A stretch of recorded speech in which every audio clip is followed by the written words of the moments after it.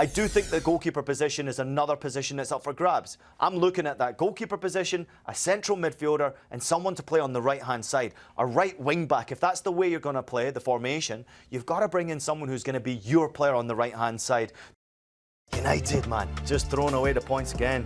Yeah, I mean, 1 point from the start of their Premier League campaign, and it doesn't get any easier for them with Arsenal coming up next. No, I mean, obviously it's been disappointing for them. You know, it's the first time they've failed to win a Premier League game at Craven Cottage since 2010, which is an insane statistic. So not good for Amorim. Obviously, he looked a little bit depressed on the sidelines, but the big games coming up for them are hugely important. You got to do the business in the Carabao Cup, maybe rotate a little bit, and I think that's an important one. You've got to take all 3 points and do it in emphatic fashion against Burnley before you've got the derby against City. Yeah, a few questions still remain for Amorim, so let's see what he said after taking a point from Fulham. It was a tough match. I think when we score the goal, we forget about maintaining the way we should play. We were just thinking about maintaining the results. We want to win so bad that we forget about maintaining the possession, try to push the opponent. We just gave a little bit the game to Fulham. We started really well until the goal. I think we were a good team. We can do better. After the goal, I think, again, we were just thinking about maintaining the advantage. We cannot do that. Now, despite them not getting the result in their first game, there was more positivity in the Man United camp from the fans and people around it. Today, it feels like another step back. Yeah, listen, the fans will support the team. They have done, once again, clapping and applauding the team when they left the field. I got a lot of respect for that because they know they're in a bit of a grind here, United fans. United did take a step backwards. I think they're missing some key players. Some of the performances were not up to scratch. I thought Casemiro was poor. I thought Ahmad, who got his opportunity on the right-hand side, was poor. Goalkeeper a bit better, more aggressive in between the sticks today. But United are missing a number of key players in important areas. That centre of the field for Manchester United right now is so vulnerable. I know Bruno Fernandes is playing in that position and he's doing a great job, obviously a leader. He won't be happy with missing that penalty kick. He wants to be the one that pushes this team forward. But I thought Bruno was also okay, not really great in this performance. We saw a step backwards from Mbeumo. I don't think it was his best day. Cunha tried and the effort was there from those two players.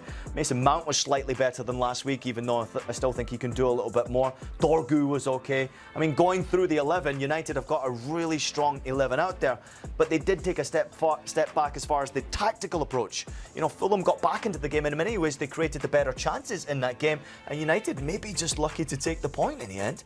I think the shining light for Manchester United has been Cunha. He's looked sharp. He's looked like he's the one who wants to go and win a game and dictate a game. Where do the goals come from? Because Cunha and Mbeumo, neither are out-and-out nines. It looks like they're running the channels with Mount playing the balls from. Šeško still on the bench today. Would you hope that he would start the next game? Because they need someone who's going to go and score goals for them regularly. I think the next Prem game against Burnley, I think that's where you got to see Šeško get the opportunity to start. And I'm trying to figure out why he hasn't started just yet. I know he came into pre-season late, but I think Cunha's done a good job though. His effort is clearly there. Obviously he struck the woodwork as well. He almost got his goal in that game. Took a few shots in the game. And Mbeumo's been pretty good for him. He's got that effort and I think his determination, his running ability is really, really good. That fits Amorim's system. So those two players fit the way that Amorim wants to play. And it's almost as if they understand how he wants to play. Immediately they're performing well, but I think statistically in front of goal, that's where we've got to start to see them put the stats on the board. The assists need to be better and obviously start putting the ball in the back of the net at some point. Yeah, first game against Arsenal, 22 shots, 7 on target. Today, 10 shots, 3 on target. 0 goals there for those 3 new players.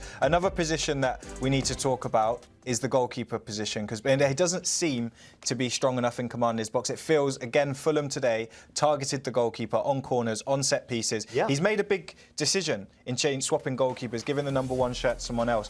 But do you think it's the right call?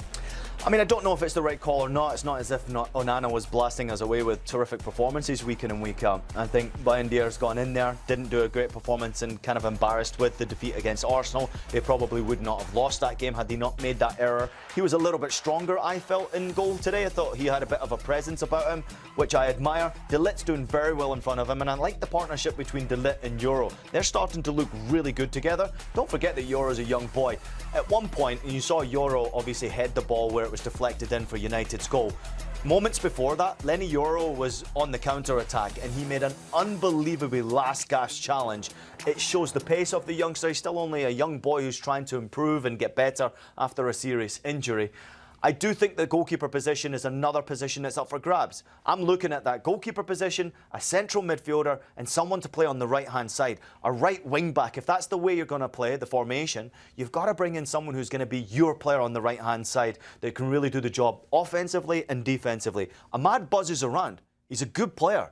But I want to see him more offensively than defensively. I don't want to see his terrific work being done in his own final third. And it's Manchester United. Any manager is going to be under pressure there. Amorim, 7 wins, 29 games, a win percentage of just 24%. How do you judge his impact? Because we knew it was going to be a turnaround job. We knew he was going to have to transform and change so many parts about that club. But is that record good enough?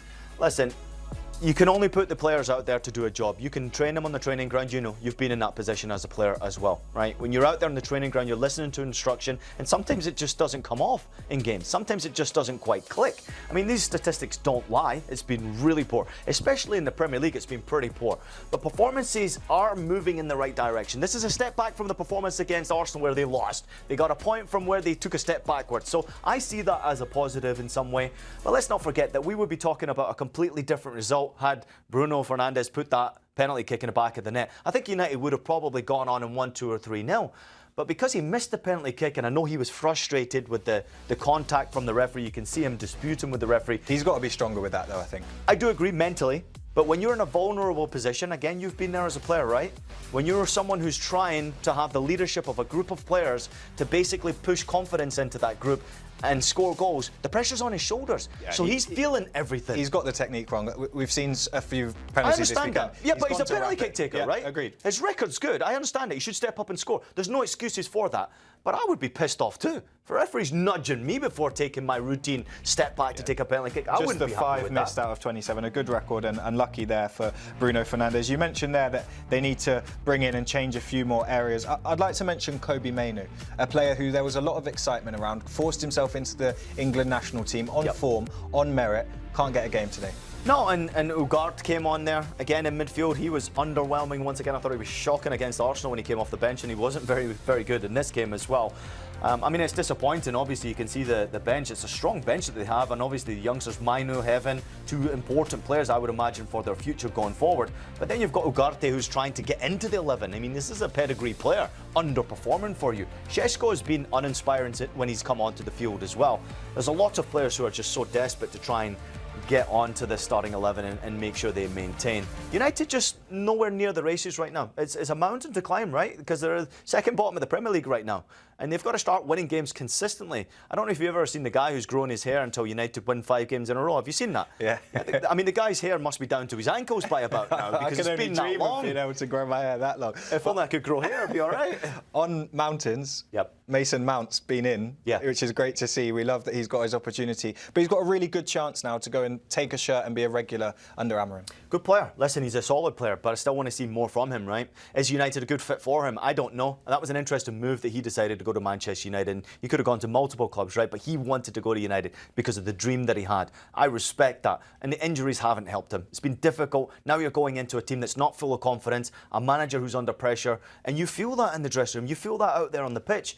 When you have a Mason Mount who's playing freely, I think you get the best Mason Mount. This situation right now is a difficult one for him because he's got to start really producing. If he doesn't produce the assists and start putting the ball in the back of the net, very quickly you'll see that rotation at United and he'll find himself out. But it is lovely to see him back playing football again.